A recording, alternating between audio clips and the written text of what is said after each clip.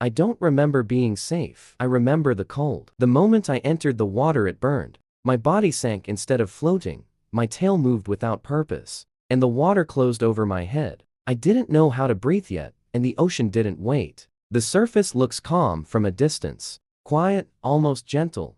Light filters down in soft lines, turning the water blue and endless. But calm here is misleading, because nothing in this place is still. There are no walls, no ground to stand on, no place where danger can't reach. Every direction is open, and in open water, everything can approach. My mother pushes me upward, her body solid beneath mine. I break the surface for the first time. My blowhole opens, but I don't know what to do with it. Water rushes in, it burns. My body stiffens. I sink again. My tail flaps weakly, rolling me sideways. My mother dives beneath me, lifts me faster this time. Harder. I surface again. Cough once, then again. Air fills my lungs, sharp, cold, alive. Two other adults appear beside us, blocking my sides, keeping me from drifting. Above us, a gull circles, its shadow cutting across the surface. I don't understand why everyone tightens.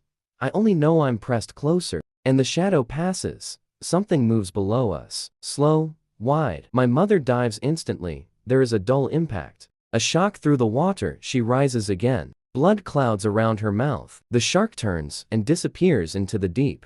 It didn't attack. It tested, learning. People think I was born powerful, like strength arrived with me. Fully formed, unchallenged, but I wasn't. I didn't enter this world as something to be feared. I entered it fragile, quiet, small. My tail barely moved the water. Each motion felt like effort, like resistance pushing back harder than I could push forward. I tried to swim, but the ocean didn't notice my attempts. My body was tired from floating, not moving forward, not choosing direction, just staying alive. I wasn't gliding through the depths. I was surviving the surface. I couldn't hunt. Not because I didn't want to, but because I didn't know how. The movements didn't come naturally. The timing was wrong. The instincts hadn't arrived yet. I watched opportunity pass in front of me again, while hunger reminded me of what I lacked. I couldn't dive deep. The pressure was too much. The darkness unfamiliar. Every instinct told me to stay where the light was, even when the light offered nothing. Depth required confidence.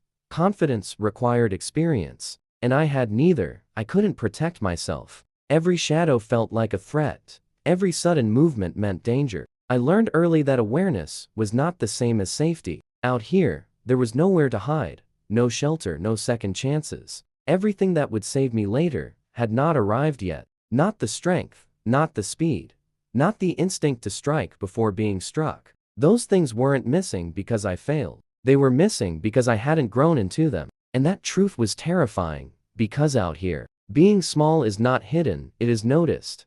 Predators don't wait for you to be ready. The ocean doesn't slow down because you're learning. Weakness is not misunderstood. It is recognized immediately. I learned something important then. Power isn't something you start with. It's something you survive long enough to earn. Before strength comes endurance. Before dominance comes fragility. Before confidence comes fear, when you live with it long enough. I didn't grow strong because I was destined to. I grew strong because being weak forced me to learn. Every moment of helplessness became information. Every close call became preparation. Nothing was wasted. The ocean wasn't trying to break me. It was revealing me, and what it revealed wasn't power, not yet. It revealed the beginning. Months pass, not all at once. Growth comes quietly, measured in repetition. I'll grow stronger. The movement is smoother now, more confident. Still imperfect enough to follow, not enough to lead. I know my place in the water, close, but not central, watching the adults, mirroring their rhythm, learning their timing. The pod moves toward the coast. The water changes color, cooler, alive with motion. Salmon flash beneath us, silver streaks, fast and sharp, moving like one body split into thousands. Hunger sharpens the moment. Focus narrows, then the water explodes. Not gradually, with warning, just impact. A sea lion bursts from below, panicked, erratic, breaking the surface like it's trying to escape the ocean itself. Its movements are wild, unplanned, desperate. Behind it, the water shifts, a great white shark rises. Silent, larger than me, larger than anything I've faced. Its body doesn't rush, is focused. This isn't hunger. This is calculation. I feel it before I understand it. The tension moving through the pod. A shared awareness, no signal given, no sound made. The adults react instantly, they turn together, not as individuals, as one decision. Their bodies angle sharply, muscle and mass align, closing distance without hesitation. They ram the shark's side with precision. The impact is controlled violence, enough force to disrupt, enough threat to change the equation. The shark veers away, not defeated, not injured enough to risk more. It chooses distance over injury, calculation over conflict. The sea lion disappears into the rocks, gone, safe for now. The water settles. The salmon scatter. The coast breathes again. I don't move, I watch, I replay the moment over and over. The timing, the formation, the decision made without discussion. I understand something then. Speed matters, but coordination matters more.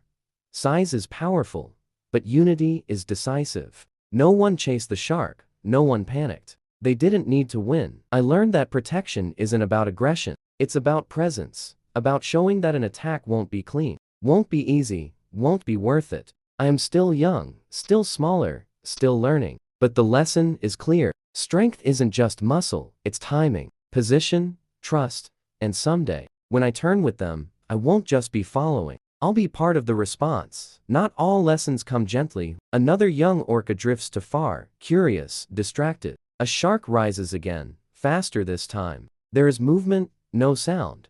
The pod keeps swimming again, so do I. This is where you think it gets easier, it doesn't. It gets quieter, and quiet danger doesn't warn you. It waits, years pass. Not marked by dates, but by size, by distance covered, by how the water begins to move around me instead of through me. I grow, body thickens, muscle settles into shape. Weight becomes something I control, not something I fight. My tail no longer trails behind me. It drives me forward. Each stroke pushes water back with intention. Momentum answers me now.